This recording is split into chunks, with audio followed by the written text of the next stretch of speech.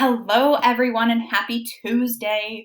We started our first chapter of our Sideways Stories from Wayside School, and we learned all about how Miss Gorf got turned into an apple and the yard monitor ate her. So we are moving on to chapter 2 today. Mrs. Jules. Mrs. Jules had a terribly nice face. She stood at the bottom of Wayside School and looked up. She was supposed to teach the class on the 30th story. The children on the 30th story were scared.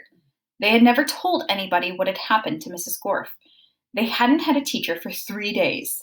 They were afraid of what their new teacher would be like. They'd heard she'd be a terribly nice teacher. They had never had a nice teacher. They were terribly afraid of nice teachers. Mrs. Jewell walked up the winding, creaking staircase to the 30th story.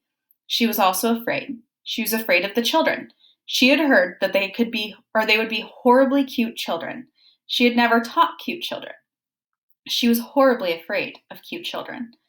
She opened her door to the classroom. She was terribly nice. The children could tell just by looking at her.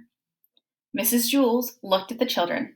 They were horribly cute. In fact, they were much too cute to be children. "I don't believe it," said Mrs. Jules. "It's a room full of monkeys." The children looked at each other. They didn't see any monkeys. "This is ridiculous," said Mrs. Jules. "Just ridiculous. I walked all the way up 30 flights of stairs for nothing but a class of monkeys.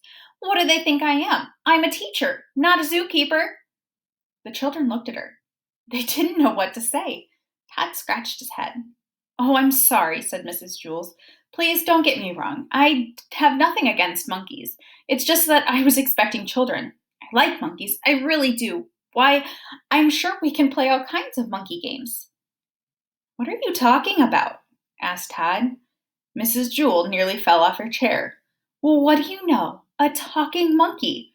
Tomorrow I'll bring you a banana." "My name is Todd," said Todd. The children were flabbergasted. They all raised their hands. "I'm sorry," said Mrs. Jules, "but I don't have enough bananas for all of you. I didn't expect this. Next week, I'll bring a whole bushel." "I don't want a banana," said Calvin. "I'm not a monkey." "Would you like a peanut?" asked Mrs. Jules. "I think I might have a bag of peanuts in my purse. Wait a second. Yes, here it is." "Thanks," said Calvin. Calvin liked peanuts.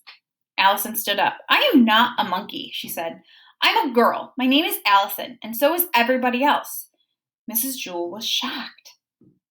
Do you mean to tell me that every monkey in here is named Allison?" "No," said Jenny. "She means we are all children. My name is Jenny." "No," said Mrs. Jewell. "You are much too cute to be children." Jason raised his hand. "Yes," said Mrs. Jewell. "A chimpanzee in the red shirt?" "My name is Jason," said Jason, "and I'm not a chimpanzee." "You're too small to be a gorilla," said Mrs. Jules. "I'm a boy," said Jason. "You're not a monkey?" asked Mrs. Jules. "No," said Jason. "And the rest of the class, they're not monkeys either?" asked Mrs. Jules.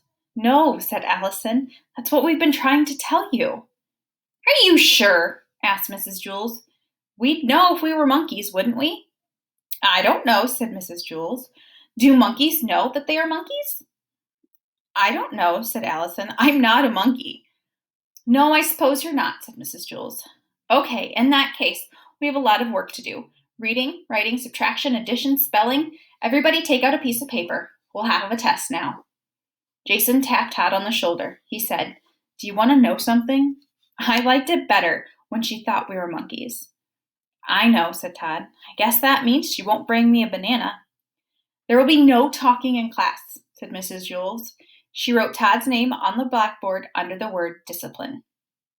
Oh man, another crazy story. I hope you guys enjoyed that one. Keep up the hard work on your Google Classroom activities, your Lexia, and your ST Math, and I hope you have a great day. Bye!